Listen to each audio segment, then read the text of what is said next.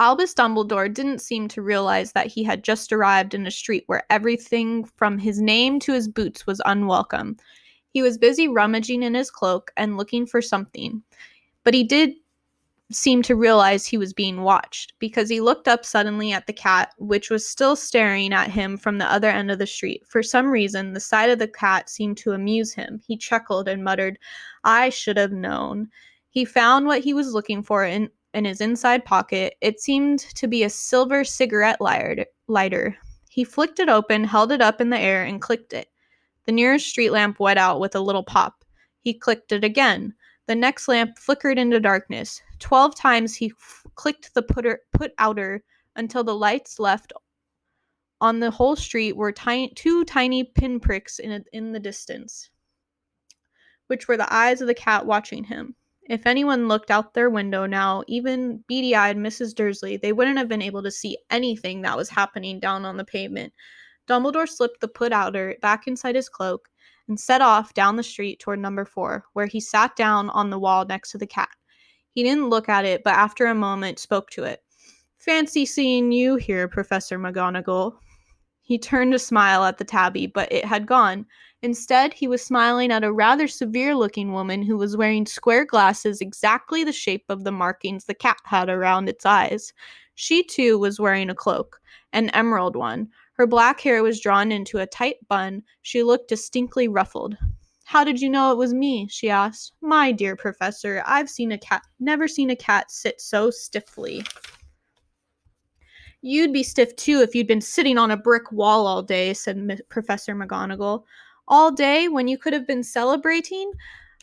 I must have passed a dozen feasts and parties on my way here." Professor McGonagall sniffed angrily. "Oh yes, everyone's celebrating all right," she said impatiently. "You'd think they'd be a bit more careful, but no, even the Muggles have noticed something's going on. It was on their news." She jerked her head back at the Dursleys' dark living room window. "I heard it. Flocks of owls, shooting stars. Well, they're not completely stupid. They were bound to notice something. Shooting stars down in Kent. I'll bet that was Daedalus Diggle. He never had much sense." "You can't blame them," said Dumbledore gently. "We've had precious little to celebrate for 11 years. "I know that," said Professor McGonagall irritably, "but that's no reason to lose our heads. People are being downright careless out on the streets in broad daylight, not even dressed in Muggle clothes, swapping rumors."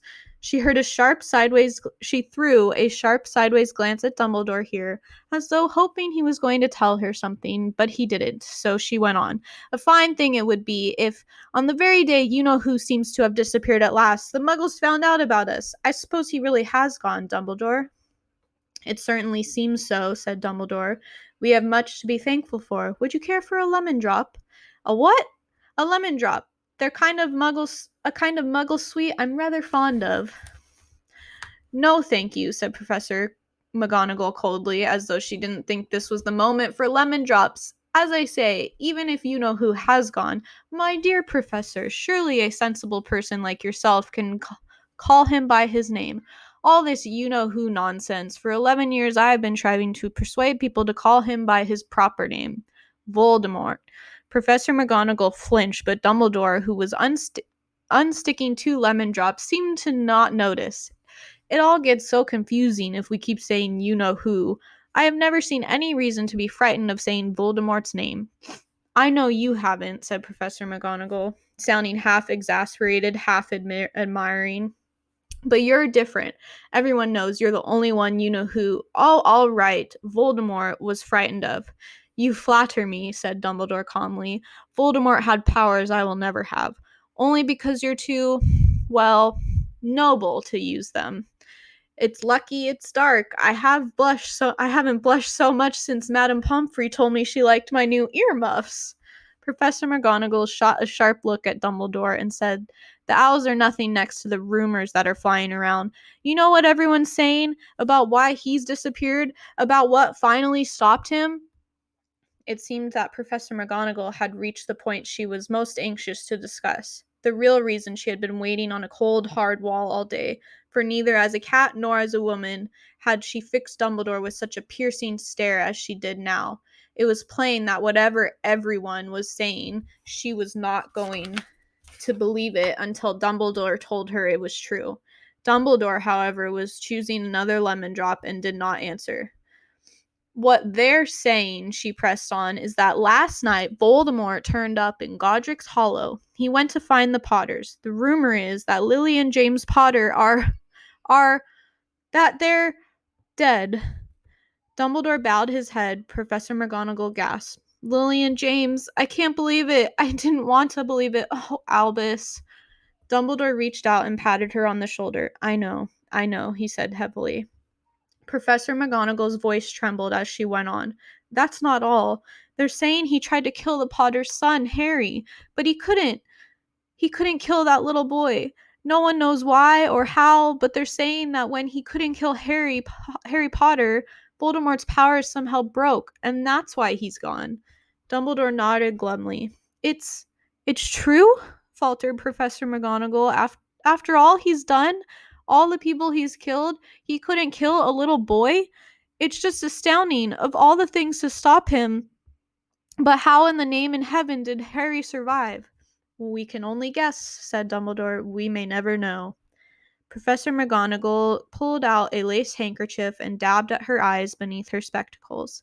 Dumbledore gave a great sniff as he took a golden watch from his pocket and examined it. It was a very odd watch. It had 12 hands, but no numbers. Instead, little planets were moving around the edge.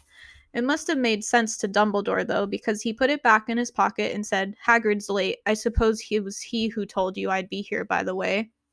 Yes, said Professor McGonagall, and I don't suppose you're going to tell me why you're here, of all places. I've come to bring Harry to his aunt and uncle. They're his only family he has left now. You don't mean... You can't mean these people who live here, cried Professor McGonagall, jumping to her feet and pointing at number 4. Dumbledore, you can't. I've been watching them all day. You couldn't find two people who are less like us. And they've got this son. I saw him kicking his mother all the way up the street, screaming for sweets. Harry Potter come and live here? It's the best place for him, said Dumbledore firmly. His aunt and uncle will be able to explain everything to him when he's older. I've written them a letter. A letter? Repeated Professor McGonagall faintly, sitting back down on the wall. Really, Dumbledore, you think you can explain all this in a letter? These people will never understand him. He'll be famous, a legend. I wouldn't be surprised if today was known as Harry Potter Day in the future. There will be books written about Harry. Every child in our world will know his name. Exactly, said Dumbledore, looking very serious over the top of his half-moon glasses. It would be enough to turn any boy's head.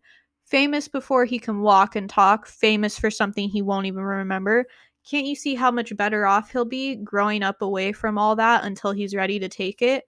Professor McGonagall opened her mouth, changed her mind, swallowed, and then said, Yes, you're right, of course. But how is the boy getting here, Dumbledore? She eyed his cloak suddenly as though she had thought he might be hiding Harry underneath it. Hagrid's bringing him. You think it wise to trust Hagrid with something this important? I would trust Hagrid with my life, said Dumbledore. I'm not saying his heart isn't in the right place, said Professor McGonagall grudgingly, but you can't pretend he's not careless. He does tend to... What was that? A low rumbling sound had broken the silence around them. It grew steadily louder as they looked up and down the street for some sign of a headlight. It swelled to a roar as they looked up at the sky, and a huge motorcycle fell out of the air and landed on the road in front of them. If the motorcycle was huge, it was nothing to the man sitting astride it. He was almost twice as tall as a normal man and at least 5 times as wide. He looked simply too big to be allowed, and so wild, long tangles of bushy black hair and beard had hid most of his face. He had hands the size of trash can lids, and his feet in their leather boots were like baby dolphins. In his vast muscular arms he was holding a bundle of blankets. Hagrid, said Dumbledore, sounding relieved. At last. And where did you get this motorcycle? Borrowed it, Professor Dumbledore, sir, said the giant, climbing carefully off the motorcycle as he spoke. Young Sirius Black lent it to me. I've got him, sir.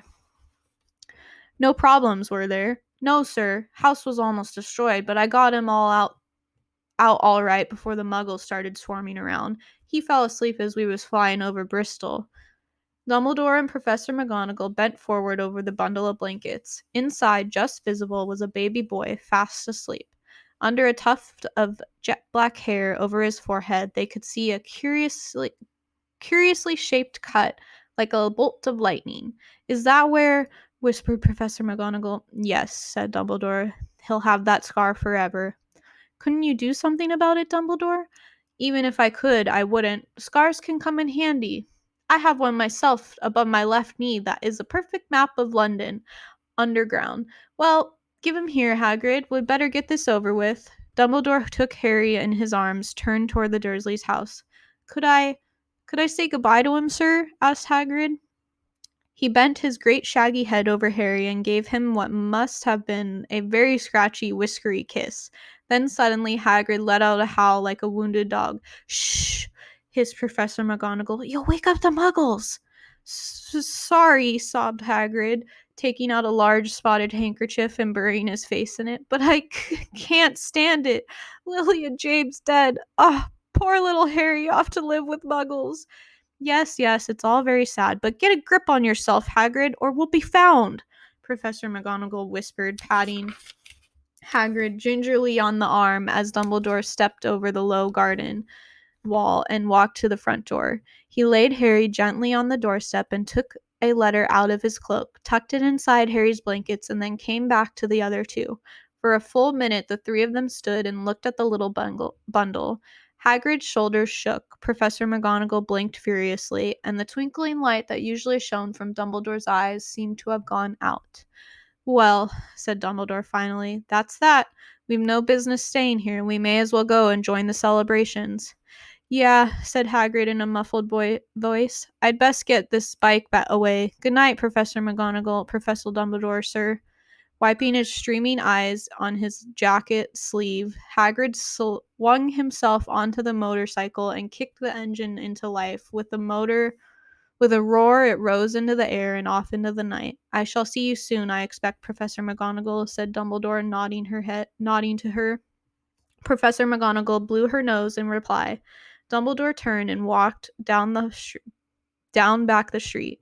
On the corner he stopped and took out the silver put-outer. He clicked it once and 12 balls of light sped back to their street lamps so that Privet Drive glowed suddenly orange, and he could make out a tabby cat slinking around the corner at the other end of the street. He could just see the bundle of blankets on the step of number 4. "Good luck, Harry," he murmured. He turned on his heel, and with a swish of his cloak, he was gone. A breeze ruffled the neat hedges of Privet Drive, which lay silent and tidy under the inky sky, the very last place you would expect astonishing things to happen. Harry Potter rolled over inside his blankets without waking up. One small hand closed on the letter beside him, and he slept on, not knowing he was special, not knowing he was famous, not knowing he would be woken in a few hours' time by Mrs. Dursley's scream as she opened the front door to put out the milk bottles, nor that he would spend the next few weeks being prodded and pitched by his cousin Dudley. He couldn't know that at this very moment, people meeting in secret all over the country were holding up their glasses and saying in hushed voices, "To Harry Potter, the boy who lived."